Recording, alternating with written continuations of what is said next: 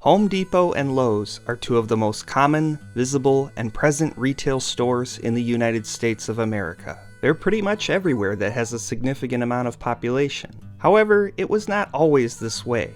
Much like how general retail was quite different before the rise of big chains like Walmart and Target, hardware store retail was quite different as well. Much of this landscape would be simply wiped off the map after the rise of these two chains. But why is this, and how did it happen? How is it that these two hardware chains essentially became the go-to hardware stores of America? This is how Home Depot and Lowe's took over America.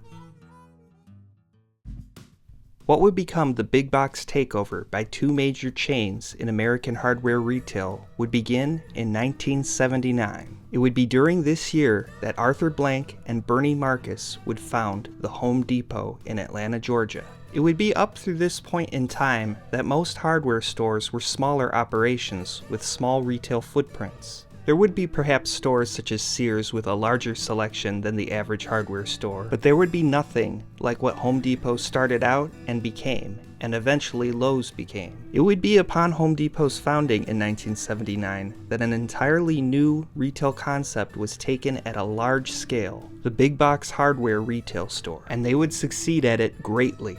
Lowe's, while technically much older, being founded in 1921, really was not what you think of Lowe's is today for much of its history. In fact, there were only 15 stores in its first 38 years of existence. And even after that, it still would be mostly focused on more professional clientele than consumer and do-it-yourself clientele. Up through the late 1980s, Lowe's was a much smaller store physically than it is today, being closer to that of an Ace Hardware store. Though Lowe's was older, Home Depot would really begin the American retail takeover of hardware stores. While its concept was newer and less proven, it would go heavily into debt to see if it would work. Home Depot's growth would be relatively slow early on, with only about 100 stores in the first decade. However, from the 1990s onward, its growth would speed up dramatically, and during that decade, the same would also go for Lowe's. The big box hardware stores with everything under one roof would be a massive hit. Gone were the days of going to a store that just had lumber or tools.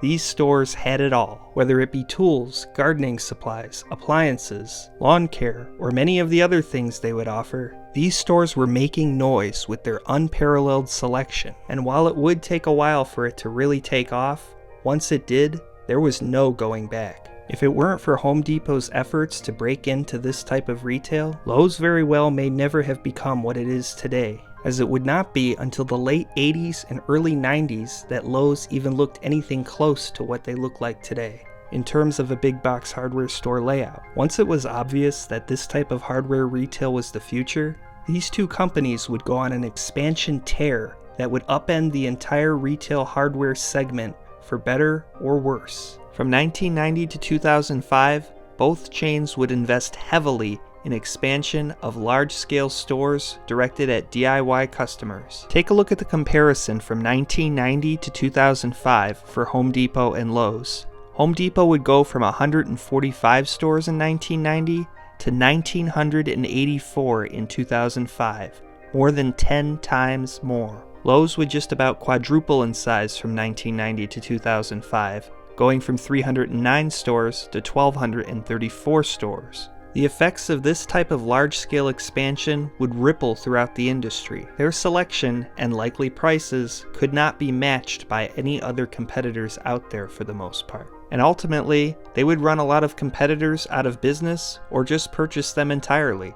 Builders Square, a competing chain with 162 stores, would go under in 1999. Heckinger, a chain of 117 stores, would also go under that same year. While these two were two of the most significant, there would be others as well with much less notoriety that would go out of business. Once Lowe's and Home Depot could reach and penetrate a given market, the competition had no chance, at least not in a similar format. Several of the competitors that didn't go out of business ultimately would sell to these two companies, rather than competing and potentially closing in the long run. There's no doubt that this massive expansion hurt long-time and well-established hardware chains such as Sears as well. These two chains wouldn't be tied to malls like most Sears were, would generally be in more convenient locations and be competitive in price to Sears as well. After Lowe's and Home Depot had essentially run out most of the similar competition in the late 90s and early 2000s, these two chains essentially owned the market for big box hardware retail. So how did they do this, and so quickly? Well, first, they had a concept that people wanted and worked. When Home Depot started in the late 1970s, hardware stores simply were not what Home Depot and Lowe's would eventually become. The emphasis Home Depot put on employees knowing about what they were selling was also important early on as well. The second factor, heavy investment and rapid expansion. These two chains in a period of just 15 years would pretty much do away with most of the competition. In fact, Home Depot's expansion was so concentrated and rapid, there are only 21 more Home Depots today than there were 20 years ago. Home Depot's national expansion was essentially finished by 2005. And how were they able to do this? Through heavy investment. The company went public after only 2 years of existence, meaning it had several years of investment before it would go on its rapid expansion. And it would have the sales to back up investment and eventual expansion, as the company was grossing already $250 million within its first 5 years of existence. Success in and of itself that no doubt gave the company motivation to bet on itself and go big. What happens in business when somebody does something successful?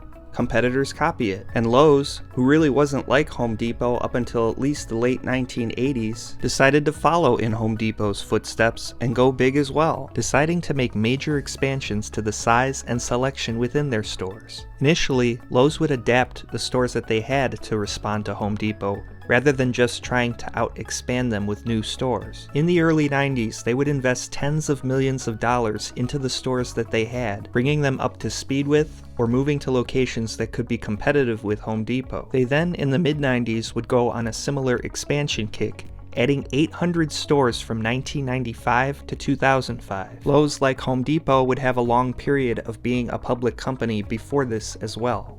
Had Lowe's not done this, they very well could be what Ace or True Value hardware stores are today. Relatively successful, but not comparable to Home Depot. The last reason they were able to take over America?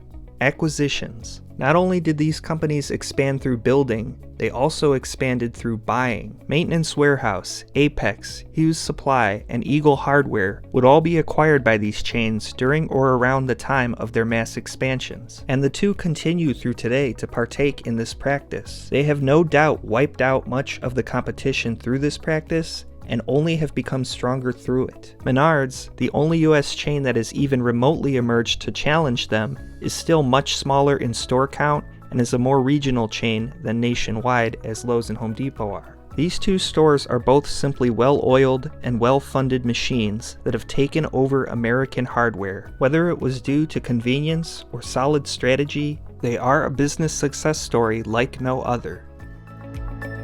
Thank you for watching.